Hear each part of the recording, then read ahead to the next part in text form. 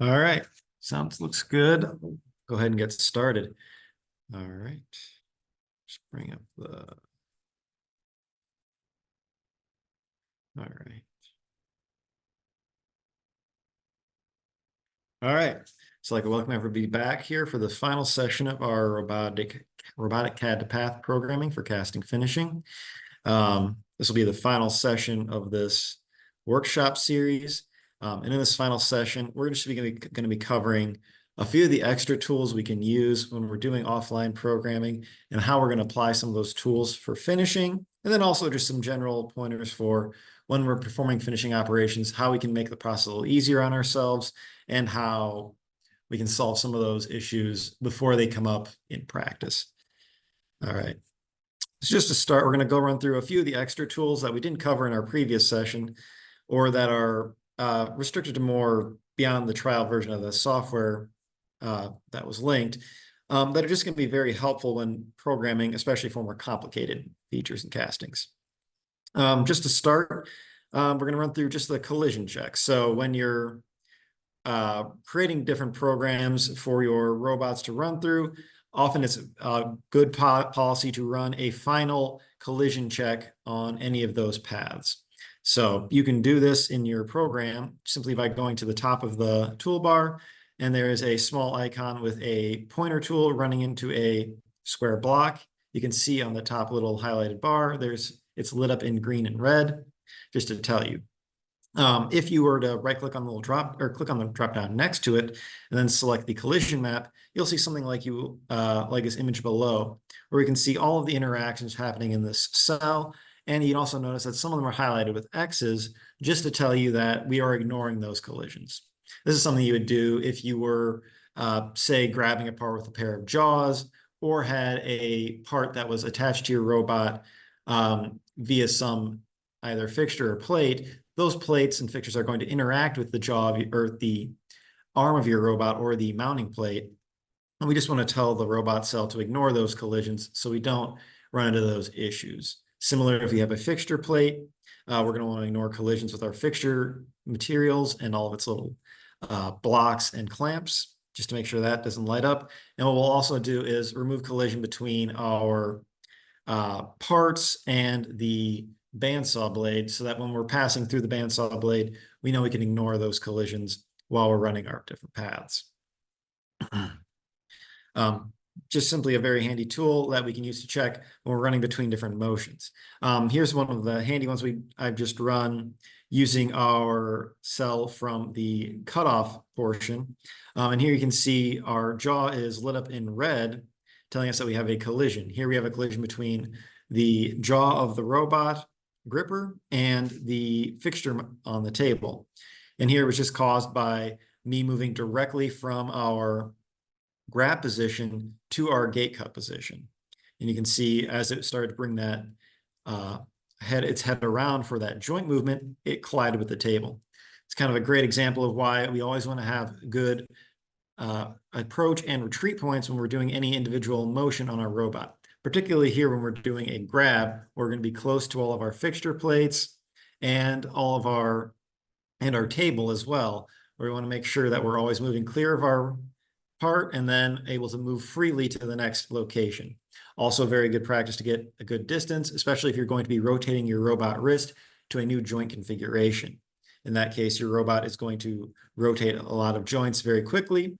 And as I mentioned in our first session, when we do a joint move to get everything lined up, that joint move is programmed so that it will run every single joint in a simultaneous motion so they all arrive at their final destination at the same time. So you're going to get a lot of different joints when we get different speeds. And it's not always the most predictable thing in terms of motion when you're watching it move in front of you. This is why we use things like the collision check, just so we can make sure that we're not telling our robot to do anything crazy. We're going to run into issues with colliding with our fixturing or with any of our individual tools. Just as a good sanity check before we run any of our programs. All right. Now onto some of the more advanced tools. This is something you're not going to be able to run on the trial version of the software, but it's one of the more powerful tools we can use when we're programming offline, especially when we're using our tools for, say, doing more complex parts, or we're doing complex tool paths that we have, say, imported from a offline programming for computer-aided manufacturing. So let's say something like Mastercam, where we're creating tool paths there for tools that we can use on our robot. Most of these robots can import different varieties of geometry and tools. In this case, I'm just going to walk us through a quick example of how we do a operation where we have, say, our grabbed part that we have in our part to process operations, and then how we're going to bring that to do, in this case, grind all of our parting lines on our casting just by using this offline programming tool. So in this example, what we do is we will actually select our, we'll actually select our cutoff test part, which is going to be in the jaws of the robot. When we were following our initial steps, we would have set it so we only grab, or so we only let go of our one test part, the clean one, or we only let go of our regular cutoff test part, but not our clean one. In the case of the clean one, we leave it in one of our tools, in this case, the gates one. That way we were able to select our cutoff location using that gates tool, and we'll just leave it there. In this case, just a quick bit of optimization that this particular offline programming software does. You need to be able to set your part location to 0. So it's going to, in this case, we're going to be applying several different curves onto our part itself, and we're going to be modeling our tool paths around those curves. And the way the process for this offline programming software works, that location of those curves is going to be set relative to our gripper location. And if our part is not located at all zeros on our gripper, we're going to start to get some strange offsets and strange orientations on those parts. Just a quick practice, we set all of our locations to 0. Or sorry, we set our part location to all zeros on our cutoff test part in the gates gripper. And so that's simply just a matter of noticing all of your locations, and we put in the exact same movement down on that bottom movement option. So in this case, you would double click on your part. You would then see just a single row of those 6 coordinates, and then you would click the more options to be able to do an actual move where you're moving the geometry of that part relative to its center. In this case, you would then just shift your part by the opposite of those initial movements up top, and then you would delete all those movements up top and then make sure that that part is located back in the location you started from. In this case, also, we're going to add a 90-degree shift to account for the shift to that new tool as well. Then you would just simply hit apply the move.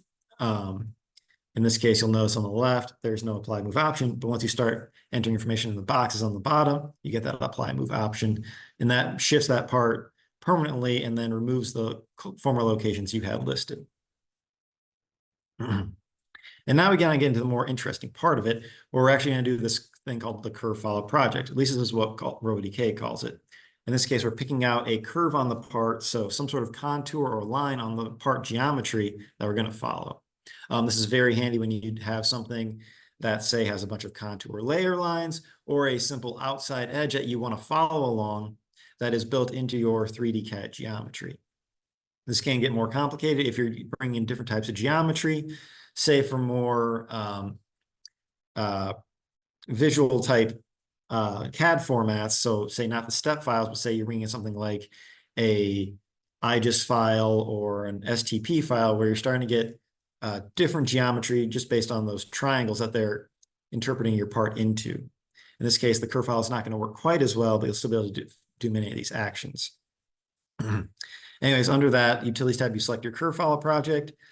In that pop-up menu, what we're actually going to do here is something called a robot holds object path. So we can optimize our positioning or our movement of our robot. So instead of our robot moving its tool through space, we're going to be moving some edge of our part in some path past a static tool.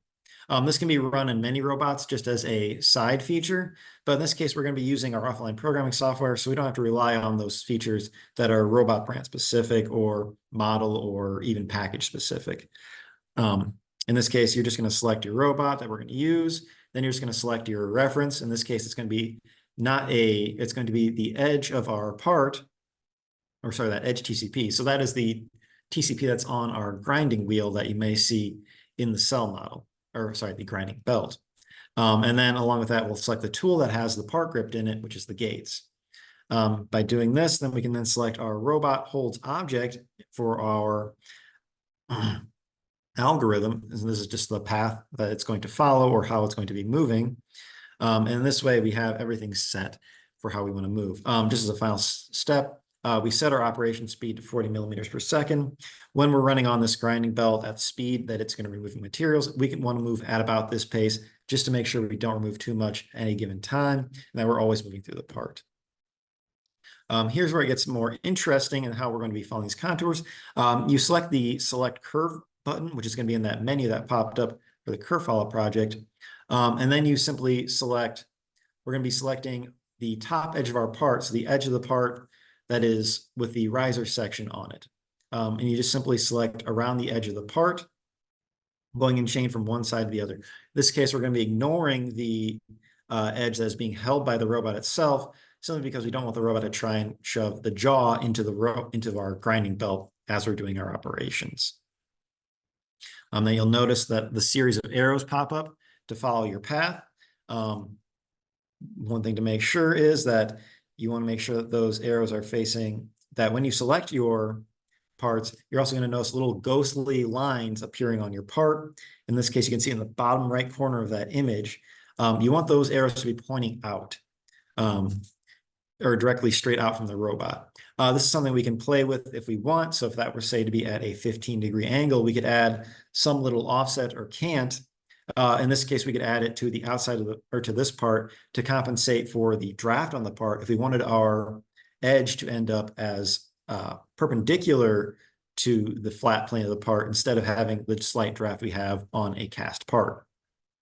In our case, we're not going to do that. We actually have that slight cant built into our tool location so that when our part is run against that belt, it's already canted at an angle so that we're going to take off that slight draft on the part. And we're also going to be grinding just a little bit up so that when our grinding belt comes across, it's going to flex our part down and it'll be level, or not level, flat against the plane of the wheel.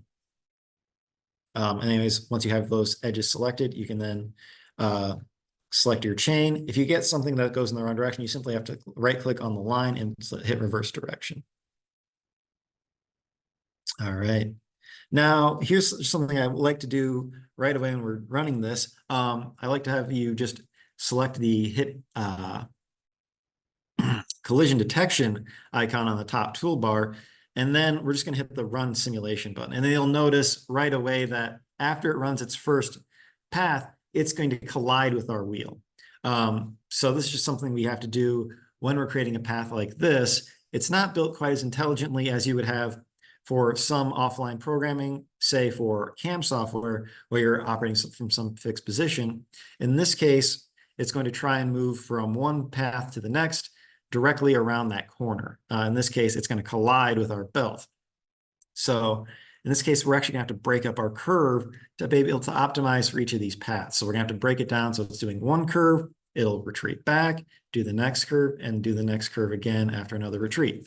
Similar to how we always use our collision detection software, it's very good to use that collision detection to make sure that you have safe retreat and approach points. And in this case, since we're just letting it run an automatic path, it's going to collide because it doesn't have those safe approach and retreat points.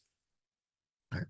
This time, we're just going to select our curve again. And this time, you can clear or reset your selection and then just select the first curve. In this case, we're going to be doing just along the edge of the part.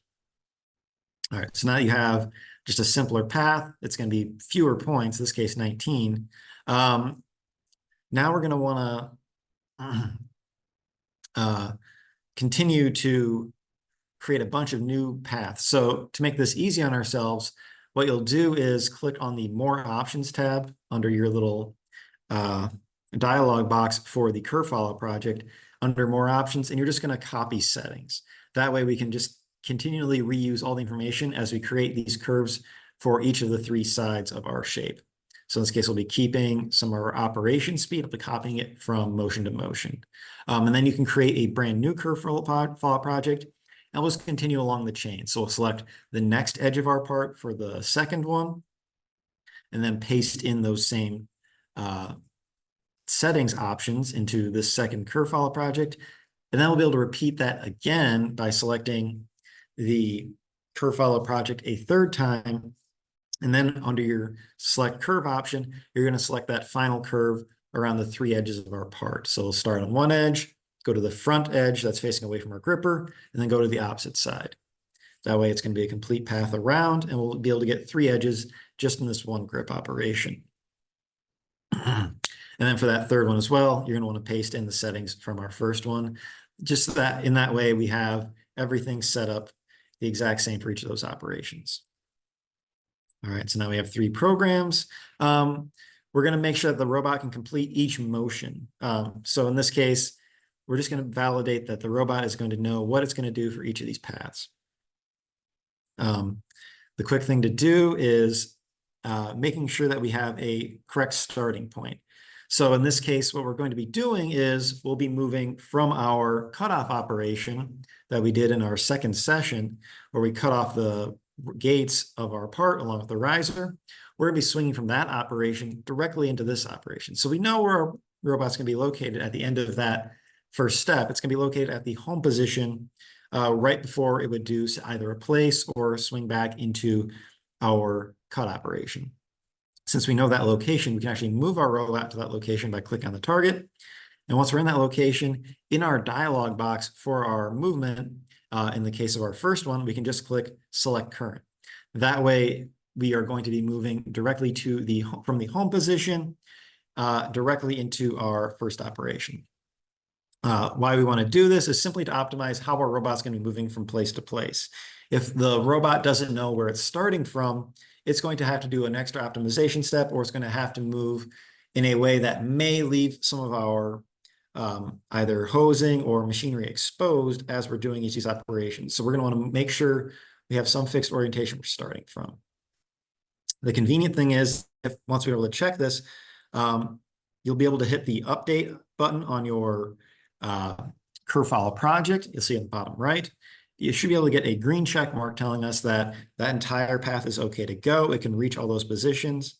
And then you just want to hit the simulate. It'll run through that operation. So in our first path, it'll run through that operation of grinding along the first edge of the part.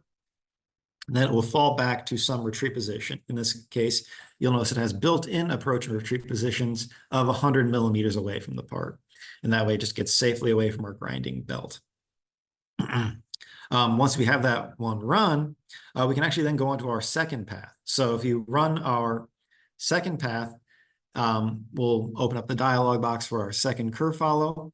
And the convenient thing is, since we are now finished our very first operation, we can just hit the set current icon to where we currently are for our preferred start position. Since this is where we're going to be continuing the operation from, we'll just move along that chain.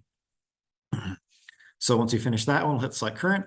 We'll hit the update icon, make sure that it can complete that path, and then we'll simulate. And then after we have that, we now have a brand new start position. Since it was able to complete that motion, we'll move on to our final curve follow project, so path 3, and we'll do that same thing where we set our current as our preferred start position, and then hit the update icon to make sure it can follow through that path. All right. So then the convenient thing we can do now is we're actually able to run all those sequences in succession, and we'll make sure to turn our collision detection on.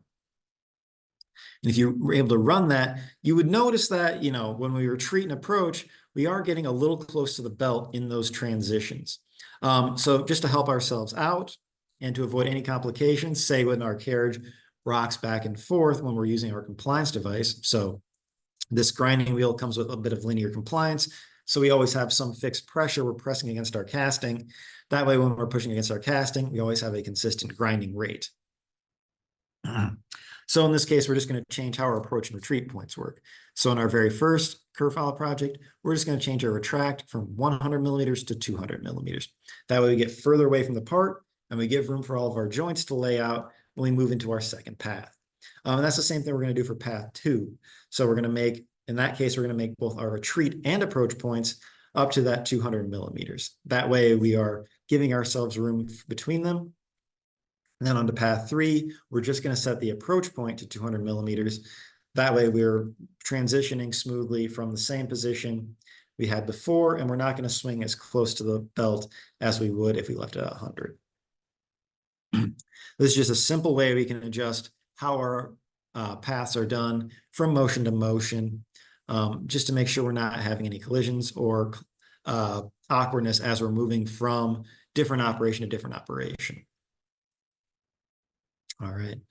One last thing that you may have noticed if you were to run this, when you run the path, you're actually going to notice that our robot is having a very weird or wide arc when it's trying to do path number 3.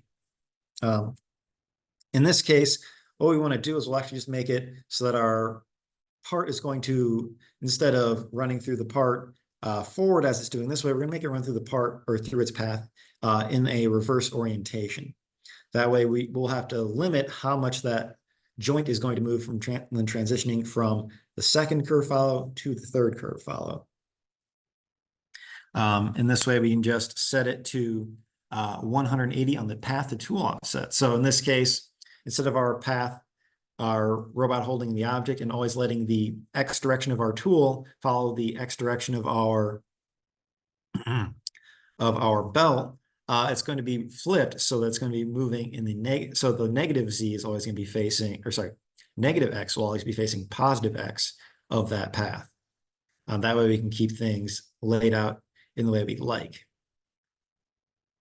And this is just one of the more time-consuming parts of this process. So when you're creating a curve follow project like this, optimizing that path to be able to move from part to part or from segment to segment, it's going to always be the difficult part to set up that tool so that your robot can reach all those points without excessive joint motion. You may notice, especially when we're doing grinding like this, we don't want our robot to either pause on that part or to take a long time rotating its joints so that it can move from one position to another. If we let it sit there doing those joint movements, it's going to grind extra material away from our part, and we don't want that, especially because when we're doing our edge grinding to remove those parting lines, we can start to really distort the geometry of our parts. So in this case, we're just going to make sure that our robot can follow each of those paths smoothly. And this is just one of those things that can be very time consuming when doing this, when doing these curve follow projects. And it can be one of the trickier ways to figure out how to optimize your joints for each operation. There are individual optimization parameters you can also adjust. So in this case, when you're changing your tool path, we can limit how much rotation we're going to allow simply so we don't have those type of operations where we're moving along and then we have to do some very wild joint movement to get to a next position. We can spread those joint movements out so we're not taking as much time on each individual position to make sure that robot can reach every location. It's especially handy in grinding operations like this, where the time dwelling on the part is going to change how we're going to be removing material on that part. If you're using, say, some different types of tools where you can control material move a little bit finer, say if we're using a machining tool, we don't have to worry so much about how long we're dwelling on the part. We only have to worry as much where that tool is located in space. All right. One last quick thing. We don't always have to use the curve that we have built into our software. So in the case of what we just did in RoboDK, we created a curve directly on the 3D model that we had generated of our part. So this can be very handy if you have, nice clean features to pick those edges off of, but not every contour is going to have those same edges. So occasionally what we may want to do is just add extra edges to our part. In this case, we have a casting with a very strange contour on the outside. In this case, we're just going to add an offset line. So we're staying away from the part and we're allowing room for a cutting path to go along the edge of this part while still following the contour of the part. This way we can make this tool path without having to pick out dozens of locations to follow straight lines, curves, and everything on this part. And here it's being made in SolidWorks just to create a 3D curve that's located on the surface of this part. In this case, it's just a silhouette curve that's located offset from the part. This can be created in a number of different ways. It doesn't have to be in SolidWorks, and it can be just a variety of different geometry that you may decide you need on your part. Similarly, these curves can also be laid out using any CAM software, say something like Mastercam, where you're creating your, say, GNN code that you would use to export to a CNC machine, or however many axis CNC you need for your individual parts. You can export that same code out to the robot, and we can generate a toolpath based on that directly into Robotic, where we can then lay that on top of our part. In this case, it's very critical that we know our angles and orientation, so that when we're creating this curve follow, when we're creating these curves in our cell, that when we then transition it into our Robotic cell from our CAD or CAM environment, that way the orientation of our toolpath lines up. We can just snap it right into the cell for use with a curve follow project. It can get very difficult and tedious, especially if you have, say, a change in orientation, or say our reference frame is not in the same location. We can start to get very strange behaviors where our path is going to be located very far away from our actual casting. And it's one of those things that can be very tricky and time consuming to try and correct. And it's easier to address it at our CAM software level, where we're getting that frame location right to where it is on our part in the cell. Here you can see a quick thing where we are doing that same curve follow project on this casting using those curves. However, while it's really nice to create these handy contours, you'll notice that the orientation changes as we go along the surface of this part. And that's one of those things we have to keep in mind, is that our robot's not always going to be ideally located to do the orientation of those paths. In the case, say, of something like this, we might have to initially do that cut along the top surface of the part, and then we may have to do a retreat point and then come back in with a new robot joint orientation, so that when we start another set of our cut, we aren't depending on that curve, or we're not going to be following that curve around any strange contours where our robot has to rotate joints by a large degree, or has to, or cannot possibly reach those orientations. So it's something you have to keep in mind when you're creating those paths. It's not always going to allow, the robot's not always going to be able to follow those in a single pass. You may have to break this up into multiple smaller segments. And that way, a robot can actually lay out its joints in such a way to reach every point along that curve. In this case, we would probably finish cutting along that flat top contour and come back in to cut along that riser you see on the right. And then continue again on the opposite side with a new retreat and approach, just to continue cutting. All right. The next thing we can kind of cover is when you're exporting the code from your robot. So this will vary a lot, especially if you're using a robot-specific offline programming software. So say you have something like Robot Studio for ABB robots, or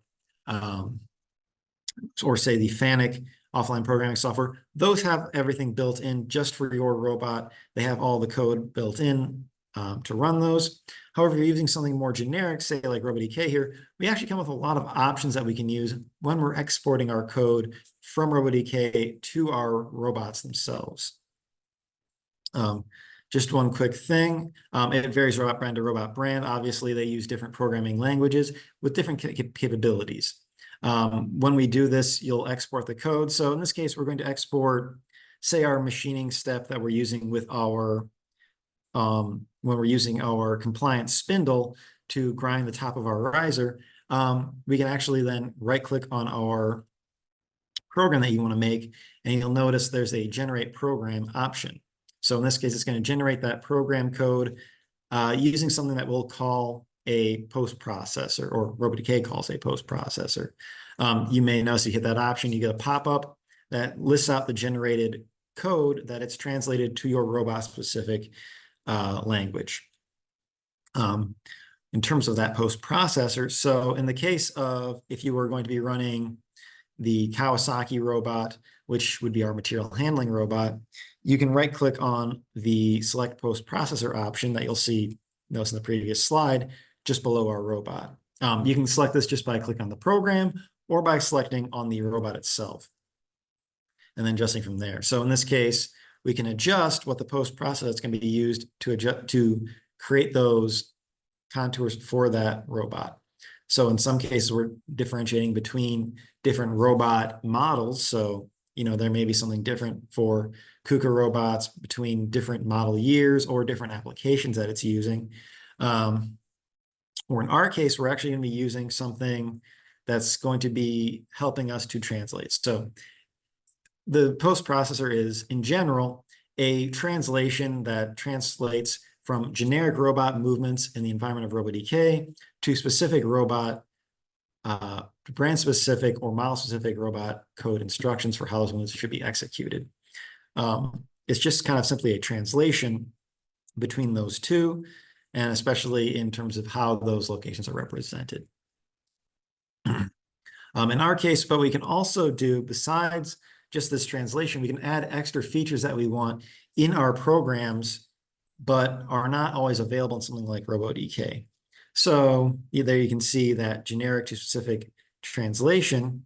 The Robotic creates a temporary file that has its own specific language around the code, and it'll just translate that to those individual movements. In this case, this is for the Kawasaki robot, and it's just telling it how it wants to move each of those positions and how it's going to feed it that information.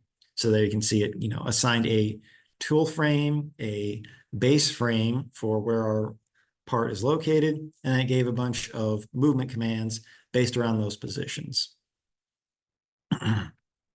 For our case, when we're working, say, with that grinding operation on the top of our riser, because we have that compliant head, we actually get to be access to a few extra features. So that compliant head has the capacity to locate where it is in space. This is actually really handy when we're doing something like grinding where, we don't always know how much material is going to be left on a part. And this can just be due to either variability in how your robot cell operates, or it can be due to variability, say, when we're doing casting finishing and what the final finish of that casting is. You can get different defects just depending on, say, your mold quality, the quality of your metal, or of the pour that day, where, say, we'll have a very large parting line, or, say, a minimum parting line, but a lot of large surface defects, or, say, burnt on sand, things that you'll need to remove, but aren't always going to be easily known by the robot. In this case, we can use that compliant tool itself to know when we're actually using that compliance or when it's away from the location we expect for any individual movement. So because that spindle is communicating with us, we can actually use the signal it's sending us via just a digital input signal, so on or off, and we can use that. So is it in position or is it out of position? And we can use that to adjust our height of where we want to grind on our riser. So in this case, we've actually used that offline programming, our post processor for offline programming to adjust our code to insert a code segment. In this case, the code segment is basically just a check. So whenever we're completing a motion, we're just going to see, is our tool using the compliance or not? And say if we're not using the compliance and we're just skimming along the surface, we are going to then move on to the next step. But if we're, say, using that compliance and we're actively grinding on, say, some defect or the remains of that riser, we're going to have a pause where we're going to sit there and let it grind down that feature down to the surface of the part that we like or that we want to give to our customers.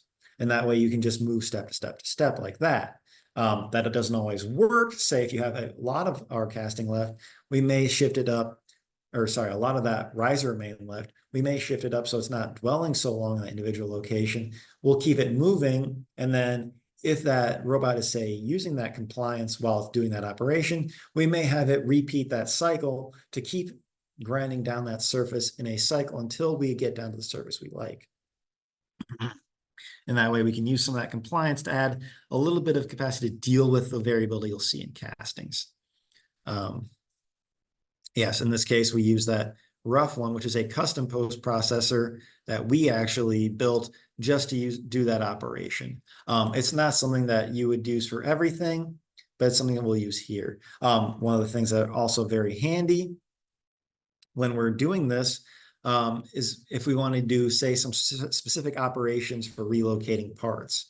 So in the case of our cell, maybe we have a camera that's locating our parts, but how we're going to feed that information into our robot is not always set. So in some cases, we can send this information to the robot, say, by moving a frame, but we can also just do that by using an offset. Especially when we're dealing with castings, there can be a lot of variability in position, just even due to the strange features that we'll have on castings.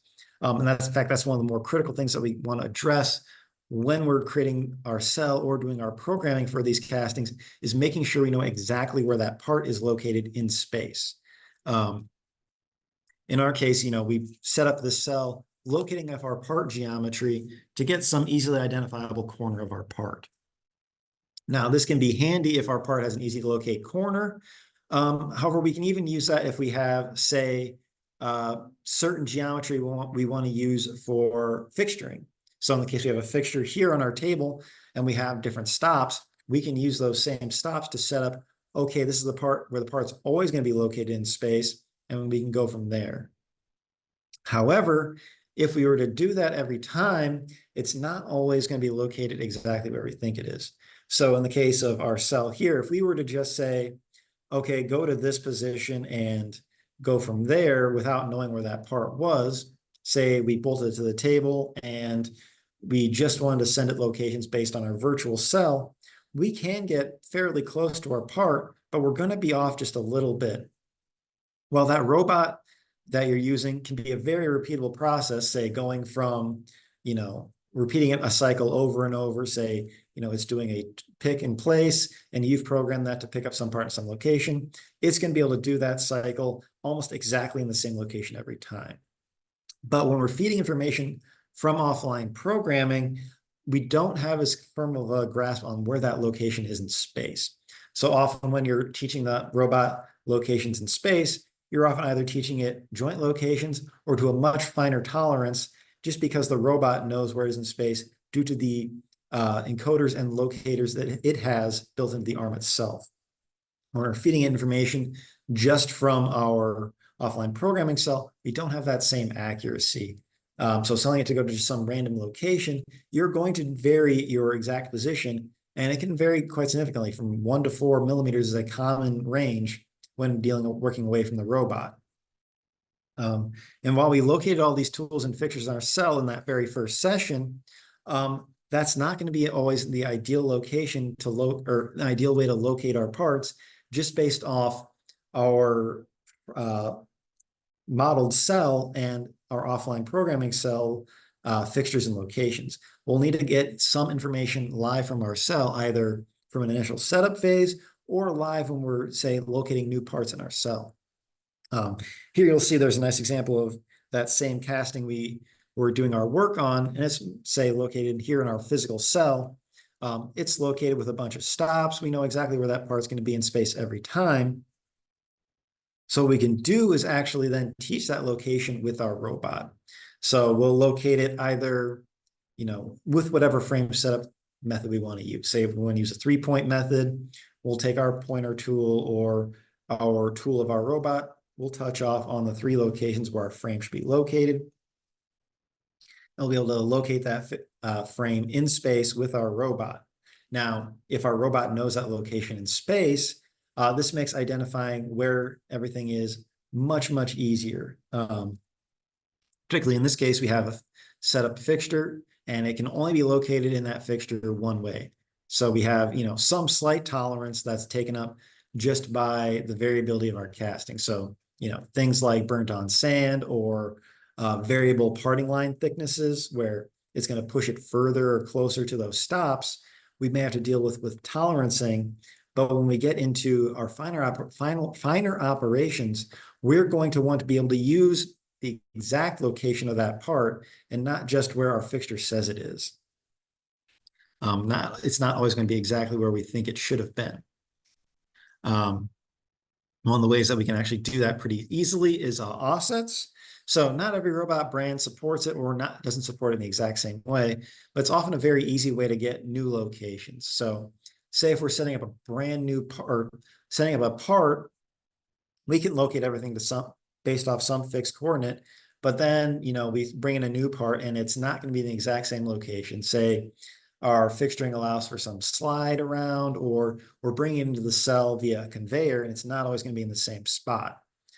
We can actually start using things like offsets to locate those parts for each of those operations. And in this case, offsets are very handy, especially for things like using vision software.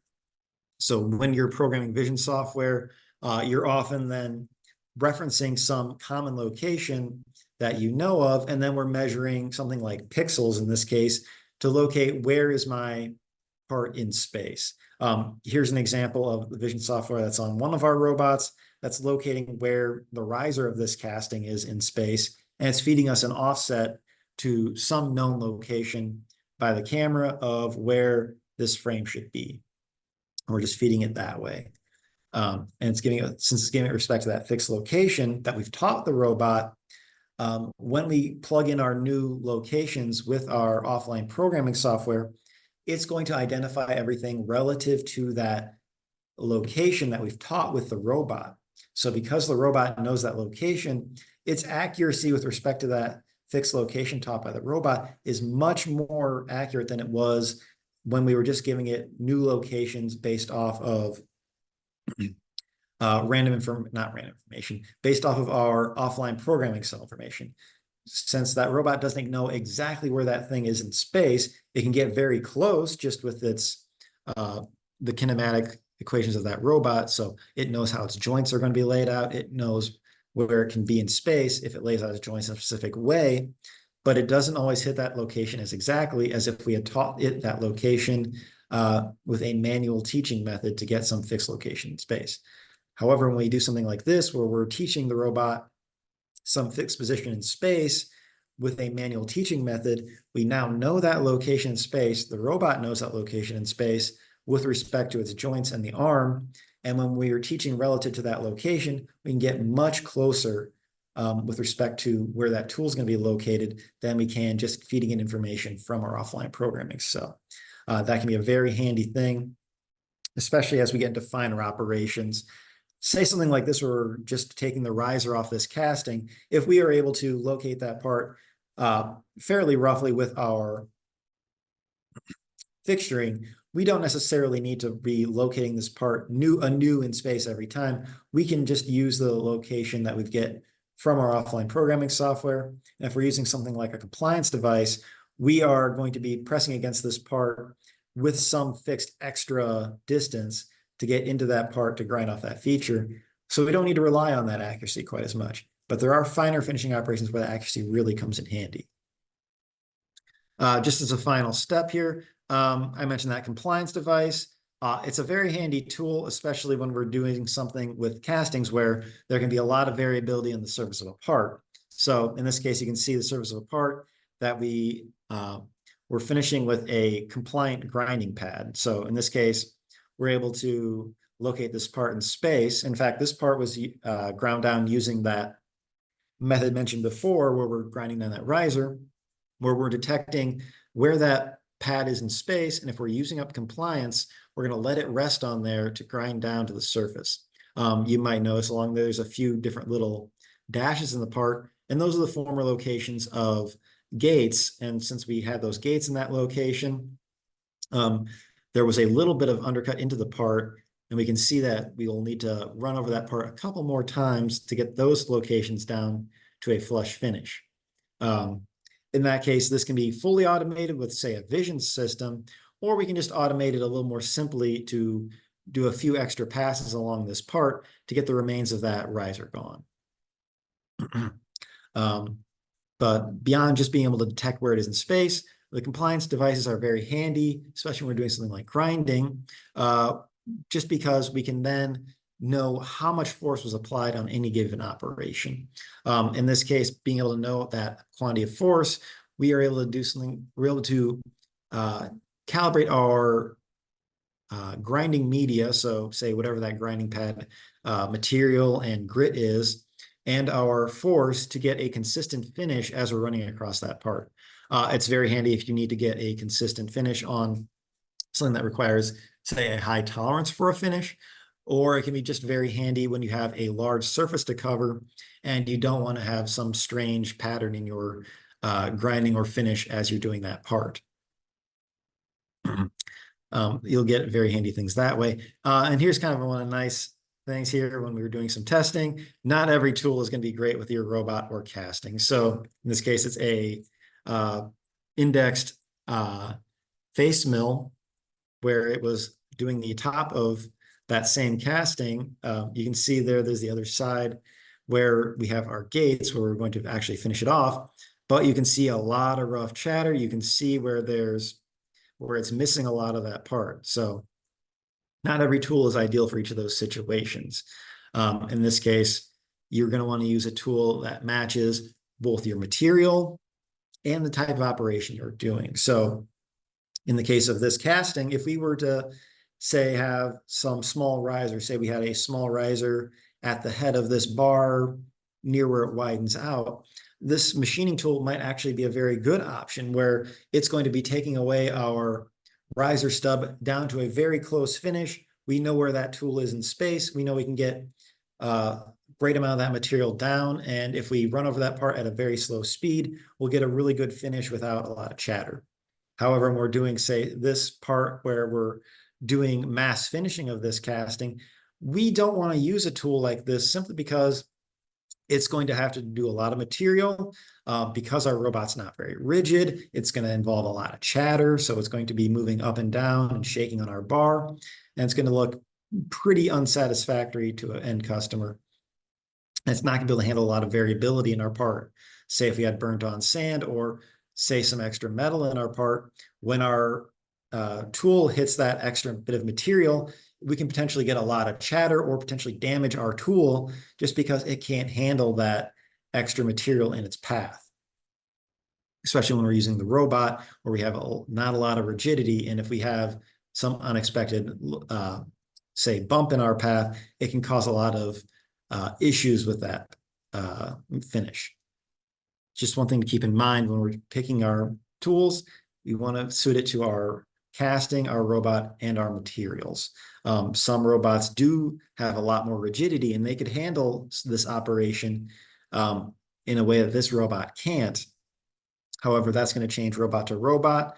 And if you're going to be doing operations with machining tools on something, say, like this casting, which say it could be made of brass, it could be made of aluminum, where you're going to need that machining tool to do its operations, you can talk with different robot manufacturers to get a robot arm that has that rigidity that can handle the vibration that's going to come from your tool. All right. That's all I have just to cover the last bits of extra advice. I want to thank everybody for tuning into these workshop sessions. I hope you guys gained a little bit of knowledge about casting, finishing, and how you can use some offline programming tools to make this process a little easier, especially when setting up brand new castings in a cell. Hopefully it's been very helpful to you. And I'll take any questions if you guys have them about anything about offline programming, or if you have something specific about casting, finishing as well, feel free to ask here in the last 5 minutes or so.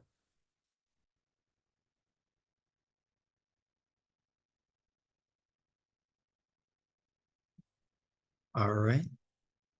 If you guys don't have any questions, well, thank you once again for attending these workshop sessions. It's been great to be having you guys here, and I hope this has been very helpful to you all. Thank you for attending. All right, bye.